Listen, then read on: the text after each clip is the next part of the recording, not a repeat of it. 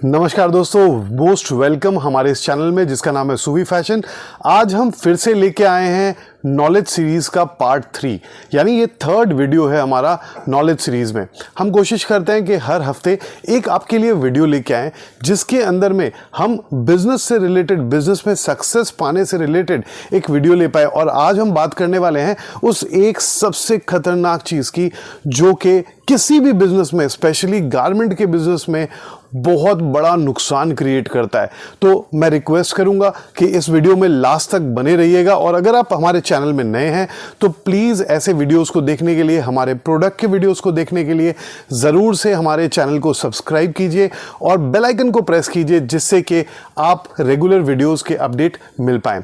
सो बात करते हैं सबसे बड़े उस फैक्टर के बारे में जो कि हर बिजनेस के लिए और स्पेशली कुर्ती या गारमेंट के बिजनेस के लिए तो सबसे खतरनाक चीज़ है। नाउ अब आप जब इसकी बात सुनेंगे तो आपको थोड़ा अजीब लग सकता है। सच्चाई ये है कि उस चीज़ का नाम है, और रैदर उस प्रॉब्लम का नाम है भय, फियर या डर। नाउ आप सोचेंगे ये क्या कह रहे हो लोकेश? मैं हर एक बात को साइंटिफिकली प्रूव करूंगा और आपको फिर बताऊंगा कि एग्जैक्टली ये क्यों है और इससे कैसे बचा जा सकता है। तो सबसे पहले तो ये डर आता क्यों है? रियलिटी ये है, आप या मैं जब भी कोई भी काम अपने जीवन में करते हैं उसके पीछे एक ही एजेंडा होता है कि हम खुश हो पाएं, खुश रह पाएं। और हमें ऐसा लगता है कि बिजनेस जब करेंगे उसमें से प्रॉफिट आएगा, प्रॉफिट जब आएगा उसके कारण से हमारे घर परिवार की जो बेसिक नीड है वो पूरी हो पाएगी और हम जीवन में खुश रह पाएंगे। नाउ ऐसा कोई भी अगर घटना हो जिस समय हमें ऐसा अगर लगे कि अभी ये फुलफिल नहीं होगा, यानी मेरी खुशी में कोई चीज़ बाधा बनने वाली है, तब उस समय पैदा होता है ये डर। एंड बिलीव मी, यही डर वो है जो हमें हमारे बिजनेस में आगे बढ़ने से रोकता है। नाउ मैं बहुत फॉर्चुनेट था और हूँ क्योंकि मेरे पास ऐसे मेरे गुरु हैं, मेरे मास्टर्स हैं जिन्होंने मुझे ट्रेन किया, मुझे समझाया कि इस चीज़ से बच के रहना लोकेश। तो अभी हम ये बात करेंगे कि ये डर आता कैसे और इसका रिजल्ट क्या आता है। आप नोटिस करोगे कि पूरे साल भर तो ऐसा संभव नहीं है कि बिजनेस एक जैसा चले, किसी दिन कम किसी दिन ज़्यादा। नाउ प्रॉब्लम क्या होती है, द मोमेंट कोई ऐसा फेज आता है जब बिजनेस के अंदर में डल फेज है, कोई भी कारण से बिजनेस उतना फास्ट नहीं मूव कर रहा है। कि एग्जांपल के लिए मैं बता रहा हूँ, आमतौर पे जुलाई महीना ऐसा होता है जो सावन का महीना होता है, उसके अंदर में सेल्स डाउन होती है। That's a universal fact. बहुत बार हमने ये देखा है, हर साल देखते हैं उस महीने में ईद जब निकल जाती है उसके बाद एक फेज आता है जहां पे सीजन डाउन रहता है, सेल्स उतनी अच्छी नहीं होती है। सेकंड, क्योंकि हम विंटर वेयर में नहीं हैं तो उसके कारण से क्या होता है कि विंटर का जो टाइम आता है यानी नवंबर, दिसंबर, जनवरी, इस टाइम भी सेल्स डाउन रहती है।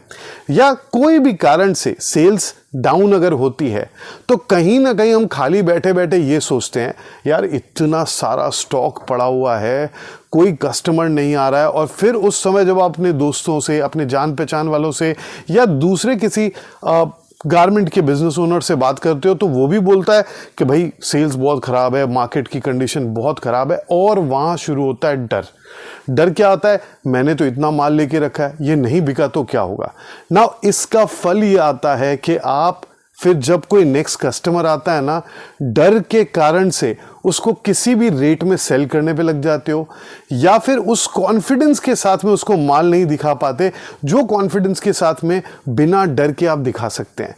तो इम्पॉर्टेंट है ये समझना कि ये जब डर आएगा तो ये प्रॉब्लम्स क्रिएट करेगा। सेकंड, एक और अजीब तरह का डर है। वो क्या है आप जानते हैं? अगर सेल बहुत अच्छी हो रही है, इन दैट केस ऑल्सो एक प्रॉब्लम आती है कि हम उस समय ये फील करने लग जाते हैं अब तो हमारे पास माल ही नहीं है, स्टॉक बहुत कम हो गया है। नाउ जैसे ही ये फीलिंग आती है तो फिर डर लगता है कि कस्टमर आएगा, उसको माल नहीं मिलेगा तो फिर बाद में वो मेरे से नाखुश हो जाएगा और मेरी सेल्स डाउन हो जाएगी। प्रॉफिट ना कमा पाने का जो डर है वो यहाँ पे पैदा हो जाता है।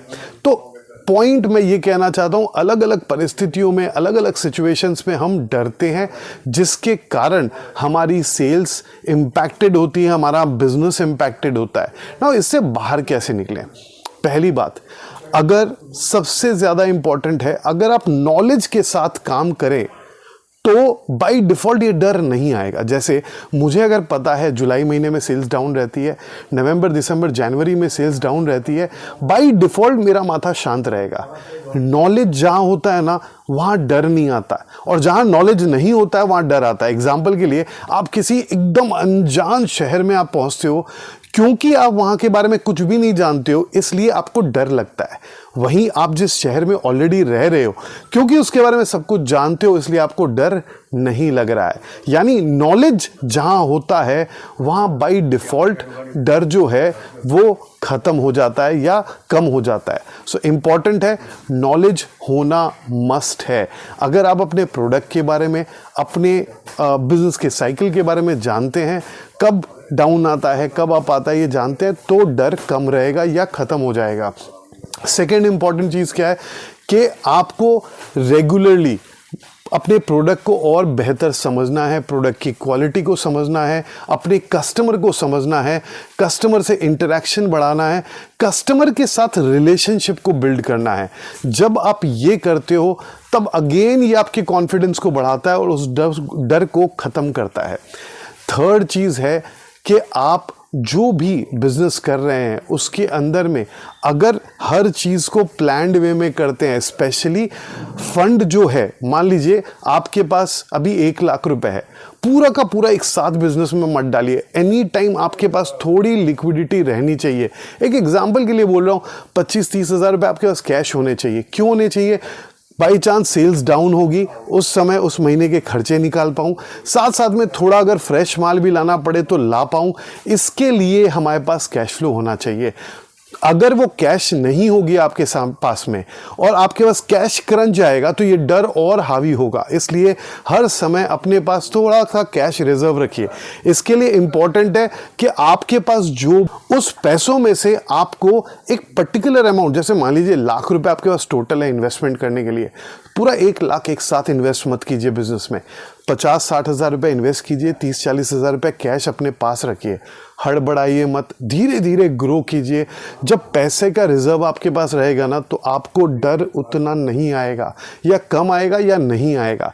इम्पॉर्टेंट है फंड की प्लानिंग करना। इस फंड की प्लानिंग के बारे में हम आगे एक और वीडियो ज़रूर बनाएंगे, वहाँ पे हम बात करेंगे फंड्स के बारे में इन डिटेल।